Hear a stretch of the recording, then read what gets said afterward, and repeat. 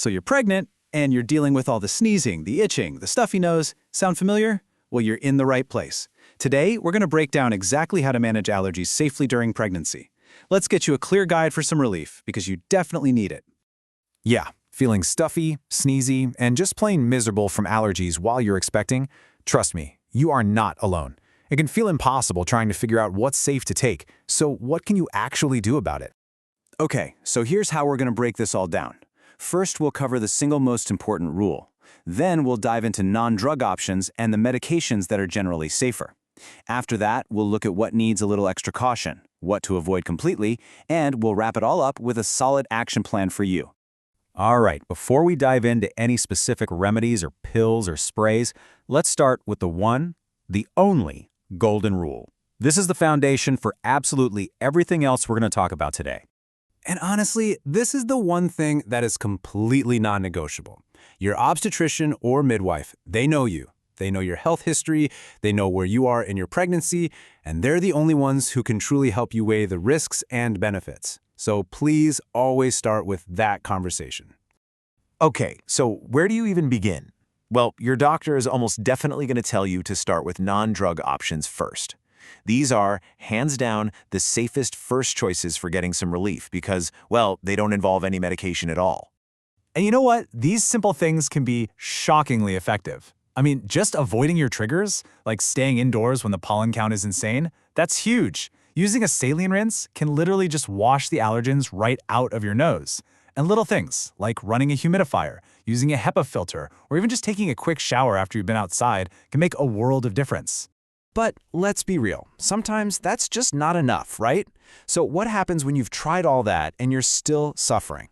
This is where your doctor might bring up certain medications that have a really good track record for safety during pregnancy. So your doctor will likely point you to a few key players. First up, you've got oral antihistamines like loratadine, that's Claritin, and cetirizine, Zyrtec. They're often the first choice because they've been used safely for a long time. Benadryl, or diphenhydramine, is also an option, but just be aware it can make you super drowsy. And for that stuffy nose, corticosteroid sprays like budesonide are a great choice because the medicine works right where you need it, and very little of it gets absorbed into the rest of your body. All right, let's shift gears a bit. We're now moving into a category that's, well, it's not a hard no, but it's definitely a proceed with caution zone. These are the treatments where the timing and your specific situation really, really matter. Let's tackle that awful stuffed up feeling. When we're talking about oral decongestants, the big takeaway here is that their safety is directly tied to which trimester you're in. Timing is everything. And the difference here is, honestly, night and day. In that first trimester, you really want to avoid oral decongestants like pseudoephedrine altogether because of potential risks. But later on, in the second and third trimesters, your doctor might say it's okay for very short-term use, but only if it's absolutely necessary, and they'll want to talk about your blood pressure too. Okay, here's a specific one. What if you were already getting allergy shots before you got pregnant? This is another spot where the advice is super specific, so listen up. And the guidance here is actually pretty simple.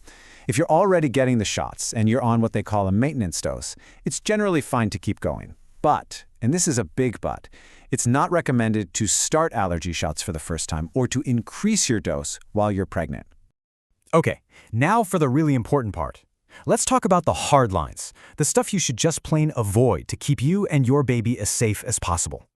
So let's make this crystal clear. Number one, like we said, stay away from those oral decongestants in the first trimester. You'll also want to skip those all-in-one cold and allergy medicines since they can have a bunch of stuff you don't need. And the simplest rule of all, if you are ever unsure about something, just don't take it until you've talked to your doctor. Whew! Okay, we've gone over a ton of info. So now let's pull it all together into a super simple, step-by-step action plan, something you can use to go from feeling worried to feeling totally in control. Think of this as your pyramid of safety, right? At the bottom, your foundation. Always, always start with the non-drug methods first. If that's not cutting it, move up a level and talk to your doctor about those safer, single-ingredient medications. Then, remember to use caution with decongestants, steer clear of those combo products, and what's at the very top? The golden rule. When in doubt, just ask your provider. So, we've laid it all out, but the most important part is actually doing something with this info. So what's your first move? Are you going to try a saline rinse tonight, or is it maybe time to make that call to your doctor to talk about your options? Taking that next step, that's what really matters. We really hope this guide helps you find some safe relief.